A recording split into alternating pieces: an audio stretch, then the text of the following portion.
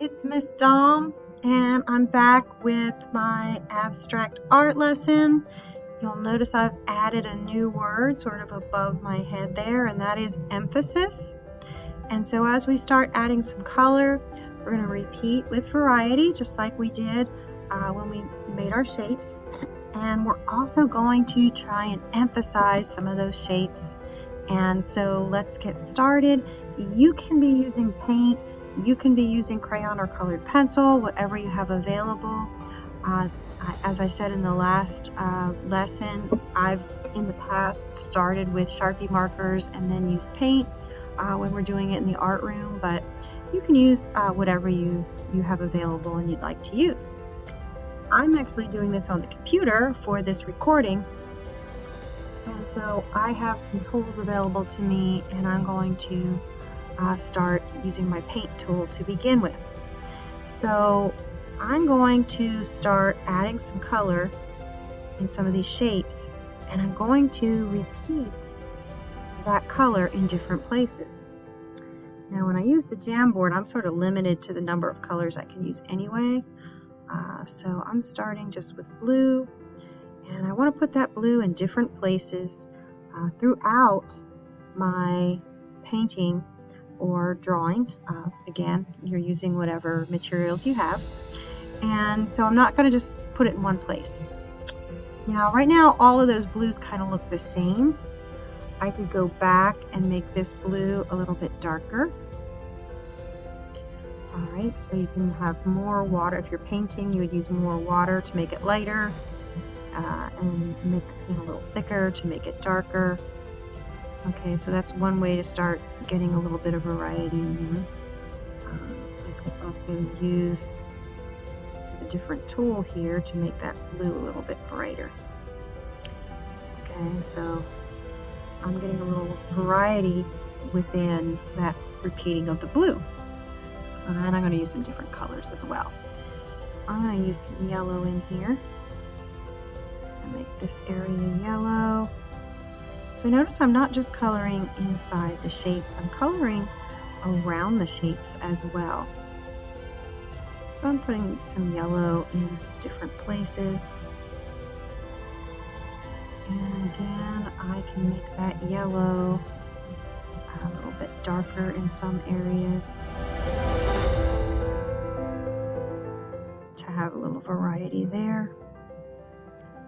And let's get another color. Let's get some red in there.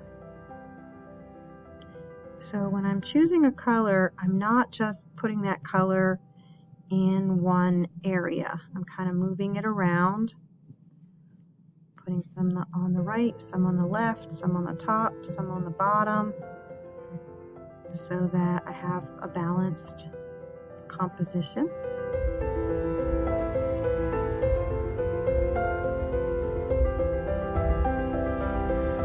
A little gray in there.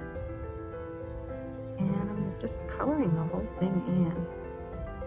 I'm not leaving any areas blank, although some areas will be darker, some areas will be lighter. So as I continue,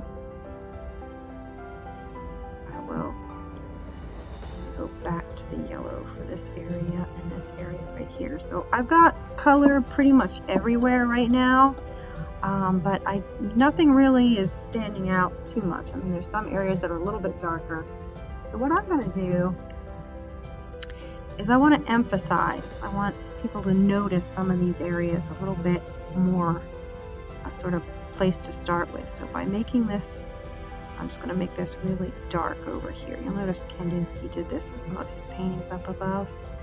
All right, so by doing this, by outlining it, making it that really dark black, making that line much thicker than all the other lines I had, suddenly your eye goes right there.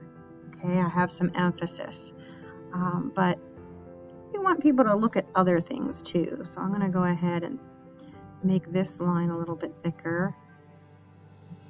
Maybe bring this one around here, make that a little bit thicker here. All right, so one way to emphasize something is to just make the outline a little bolder if you have it outlined. Another thing that you could try is start adding a little bit of pattern or texture inside your shapes.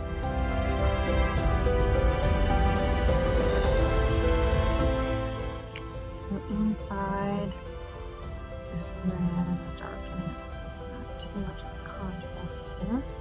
So inside that red, I put some red lines. And then I'm going to do that here as well.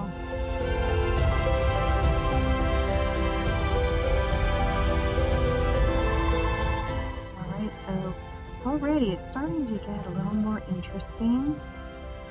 I'm going to go this way. Okay, and so the more I do here, the more those shapes start to stand out, and it gets a little more interesting when I have some variety in the thickness of my lines, in the patterns that I'm putting in here. Maybe I want to add a few little spots in here. Maybe I can put a few spots over here. Again, I'm sort of trying to repeat some of the things I'm doing in different places so it doesn't get too confusing. So I'm not repeating it in a way that creates a pattern, but I'm repeating it in a way that will maybe make it a little less confusing, so people aren't sort of overwhelmed and they look at it and go, this is just too much for my brain to understand. So having that repetition helps people's eyes to travel around. Those lines also kind of help, and so I'm gonna make some of these lines a little bit stronger here. So I'm sort of guiding people where to look when they look at my picture. Okay, and then at some point you need to stop. So I'm kind of getting close to that point. Maybe just mix a few of these lines just a little bit bolder. And then it's kind of hard to stop.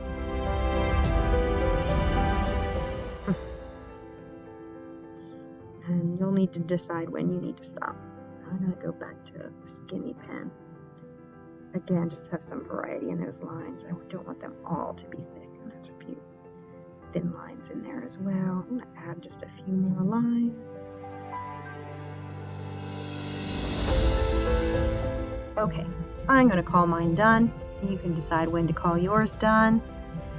So get back to work on that abstract art. Try adding some color. Try emphasizing with patterns and bold outlines, bold colors. Keep repeating those colors and repeating those shapes. If you need to add more shapes or take some things away, that's okay. You can do that. You can make changes as you go.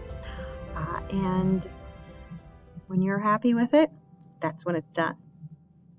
So until next time, enjoy.